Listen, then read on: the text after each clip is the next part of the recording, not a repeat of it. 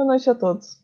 Meu nome é Stephanie do Carmo Previdelli de Oliveira e eu sou aluna do programa de pós-graduação em História Social da Universidade de São Paulo e integrante do Labora. Minha comunicação se intitula A Chegada na Fronteira, a versão árabe da conquista da Península Ibérica. Vamos a uma breve introdução. Os povos árabes dominaram a região da Península Ibérica a partir do ano de 711 e se mantiveram até o ano de 1492, quando Granada é reconquistada. Durante esse período, a península passa a ter a convivência de diversos grupos culturais, dentre eles judeus, muçulmanos e visigodos. A proposta da pesquisa é efetuar uma mudança do foco do Ocidente para o Oriente e observar o processo de construção de memória da região. Essa comunicação será dividida em 3 partes: a documentação utilizada, metodologia empregada e problemas encontrados até o presente momento. Em relação à documentação utilizada, eu trabalho com 2 documentos principais, são 2 crônicas. A primeira, intitulada A Conquista de Andaluz segundo o relato de Abd Malik bin Habib, do ano de 853 DC, presente em Kitab at-Tarikh, que é o primeiro livro de história árabe sobre a Península Ibérica. Kitab at-Tarikh se traduz como livro de história.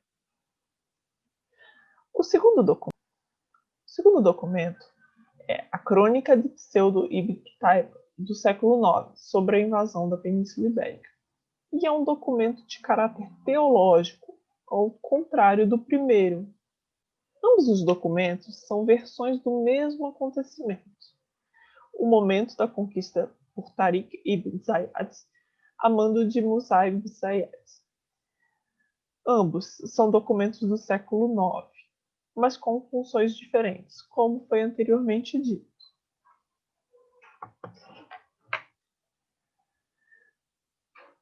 São documentos traduzidos direto do árabe pelo mesmo tradutor, no caso, o professor do Departamento de Letras da USP, o professor Mamed Mustafa. A questão da tradução é muito importante, principalmente com culturas muito diferentes. Nesse caso, é importante que ambos os documentos tenham sido traduzidos pelo mesmo tradutor. Outro fato importante é a utilização de versões comentadas que nos auxiliam na contextualização. Nelas, encontramos dados sobre os respectivos autores e particularidades culturais. Por exemplo, no caso árabe, a oralidade é muito importante. Nesse ponto, em ambos os documentos, nós temos a questão da isnad. Isnad é cadeia de transmissão. Ao fazer a comparação entre 2 documentos, temos que ambos se complementam, apesar de apresentarem diversas diferenças.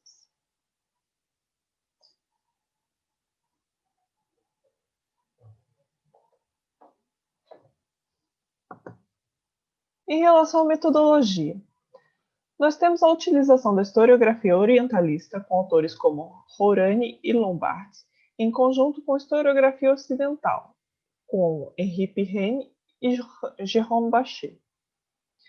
Na segunda parte do trabalho, buscamos demonstrar a importância do período na constituição da cultura da região e mostramos que o contrário também ocorreu, como, por exemplo, com a Muashara e os Jazal. Na segunda parte do trabalho, buscamos demonstrar a importância do período na constituição da cultura da região e mostramos que o contrário também ocorreu. Há a formulação de um dialeto árabe andaluzino e, em contrapartida, você tem várias palavras que foram incorporadas pelo idioma românico. Por fim, trataremos de como a construção da memória ocorre e como se deu o processo após a Reconquista. Há uma tentativa de diminuir a importância do período pós-Reconquista? Fica a questão.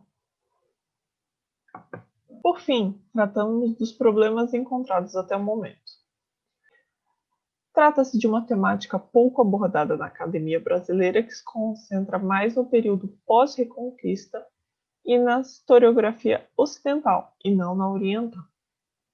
Temos um difícil acesso à documentação e à bibliografia, principalmente no momento atual, com bibliotecas fechadas por questão da pandemia. Outra questão é a questão linguística e cultural. Há uma forte dependência de traduções.